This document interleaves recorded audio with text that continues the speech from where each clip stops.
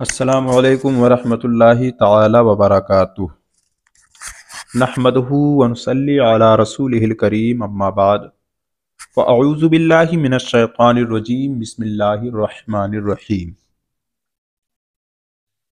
जैसा कि आप हजरात को मालूम हो चुका है कि उसूले मखारिज तीन है। नंबर एक हल्क, नंबर दो लिसान, नंबर तीन शफत या शफतैन कह लो। ठीक है। हल्क लिसान के ताल्लुक से दर्स हमारा मुकम्मल हो चुका, यानी हल्क में 3 मखरज और मुंह में 10। अब शफत यानी होंठ में कितने मखरज हैं, तो इसमें 2 मखरज पाए जाते हैं। और होंठ ही पर मखारिज मुहक्कक और उसूल मखारिज खत्म हो जाते हैं। क्योंकि बहुत पहले मैंने बताया था कि मखरज उसूल के एतबार से 3 किस्मों पर है और अदा के एतबार से 2 किस्मों पर है। एक है मखरज मुहक्कक, एक है मखरज मुक़द्दर। मुहक्कक यानी मखरज से शुरू होकर मखरज पर तमाम हो जाए, उसको मुहक्कक कहते हैं। और बगैर यानी खला से शुरू हो और खला में तमाम हो जाए, उसको मुक़द्दर कहते हैं।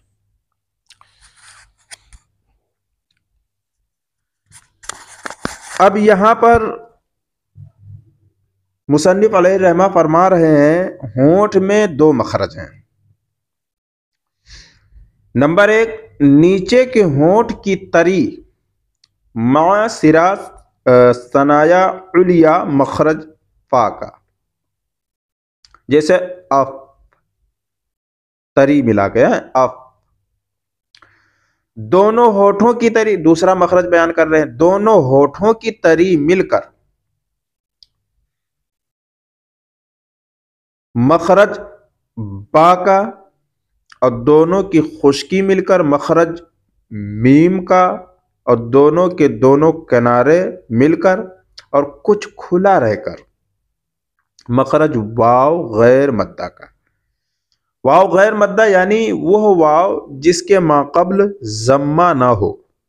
अगर जम्मा होगा तो फिर वो वाव मद्दा होगा, उसका मखरज जौफ बयान करेंगे मुसन्निफ अलैहि रहमा।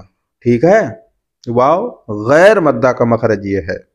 और एक चीज और जान लें कि यहां पर बताया दोनों लबों की तरी मिलकर मखरज बा का, दोनों की खुश्की मिलकर मखरज मीम का, दोनों के दोनों किनारे मिलकर और कुछ खुला रहकर मखरज वाव का। तो ये आदमी समझ सकता है कि यहां तो फिर कई मखरज हो गए।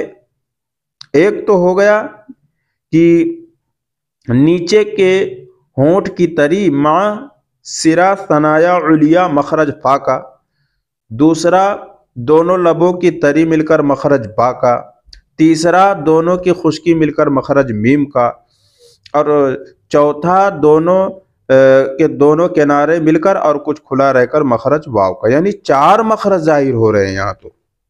हालांकि क्या फरमाया, होंठ में 2 मखरज हैं। इसका मतलब क्या है? तो इसलिए आप एक बात ज़हन नशी कर लें कि 2 ही मखरज हैं। पहला मखरज क्या है? होंठ में नीचे के होंठ की तरी मां सिरा सनाया उलिया। और इधर जो बयान किया है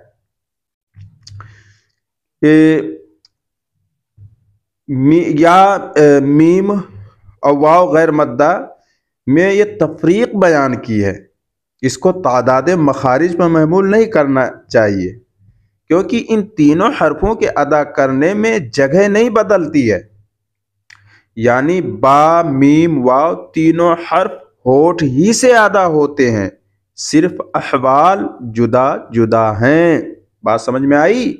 हाँ, कोई अगर कहे, सवाल करे तो आप बताओ भाई साहब, इन तीनों हरफों का मखरज एक ही है। क्या है? एक ही है। क्योंकि अदा करने में जगह थोड़ी ना बदल रही है। बा, मीम और वाव तीनों हर्फ होठ ही से अदा होते हैं, सिर्फ हाँ अहवाल जुदा जुदा है। आगे बयान कर रहे हैं मुसन्निफ अलैहिर्रहमा, जौफ यानी हल्क और मुंह और होंठ के दरमियान की खाली जगह मखरज हुरूफ मद्दा का, यह है मुक़द्दर। ठीक है।